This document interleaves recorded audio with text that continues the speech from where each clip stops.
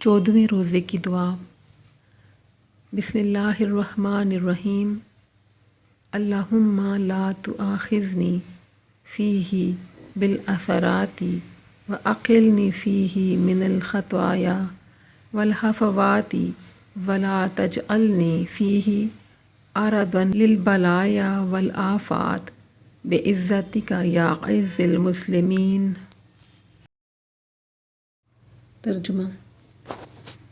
اے اللہ، اس دن میری لغزشوں کا مواخذہ نہ کر اور میری لغزشوں اور خطاؤں کے عذر کو قبول کر لے، اور مجھے بلا و آفت کا نشانہ نہ بنا اپنی عزت کے واسطہ سے، اے مسلمانوں کو عزت دینے والے